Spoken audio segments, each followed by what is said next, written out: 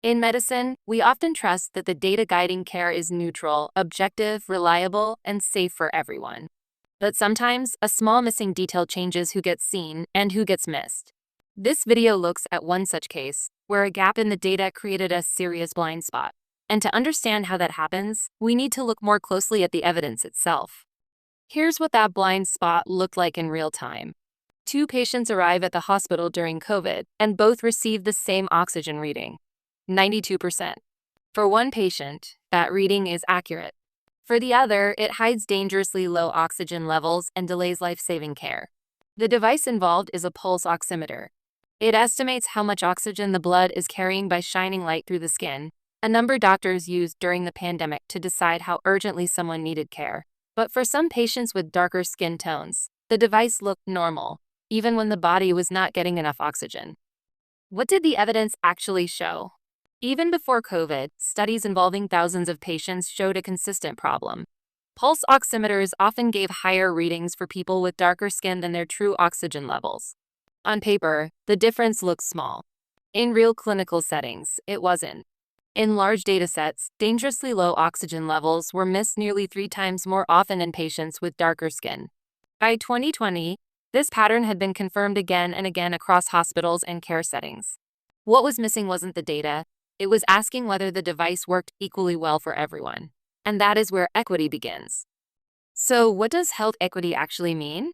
Health equity means giving everyone the same chance to reach the best possible health outcome. It does not mean treating everyone identically.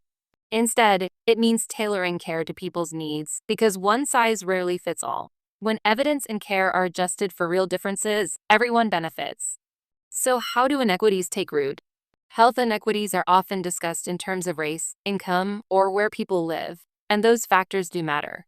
But inequities can also begin much earlier in how scientific research is planned and conducted. Many medical tools are developed and tested using studies that include only a narrow group of people.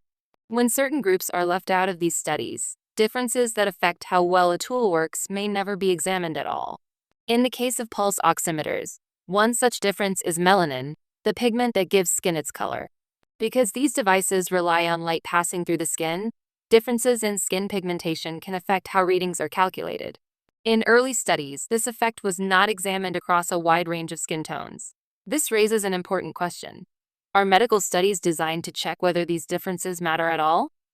So how widespread is the problem?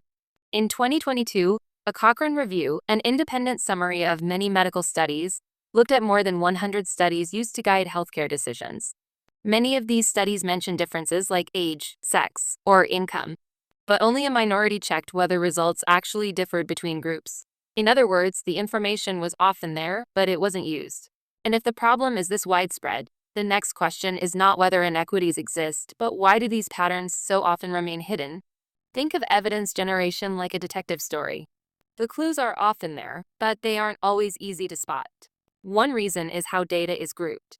In many studies, people are sorted into broad categories like race or age. Those categories can be useful, but they don't always capture the factor that actually matters for a specific research question. When the picture is incomplete, critical signals can be overlooked, and sometimes the least emphasized finding points to the largest inequity. Another reason is that uncertain or unusual results are easy to set aside. Small gaps, limited reporting, or findings that don't fit expectations are often ignored. And finally, the rules themselves are inconsistent. Guidance exists for considering equity in research, but it isn't applied the same way every time. One review may examine differences across groups in detail, while another barely mentions them. When these patterns come together, inequity can remain invisible in the evidence we rely on. Understanding how this happens is the first step toward preventing it. So, how does the detective lens change what we see? It changes what questions get asked. Instead of taking results at face value, attention shifts to the conditions under which evidence was generated, who was included, who was left out, and where findings might break down. Progress rarely comes from a single perfect study.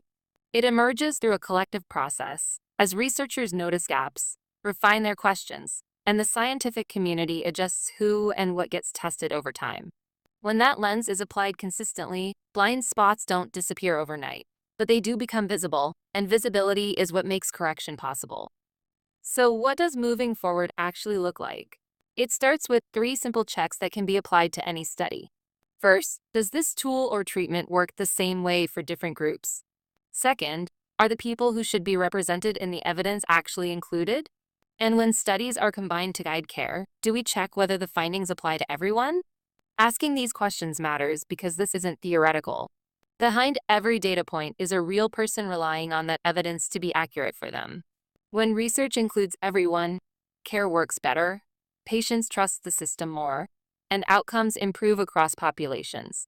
The pulse oximeter is one case where a blind spot was exposed, but it's unlikely to be the only one.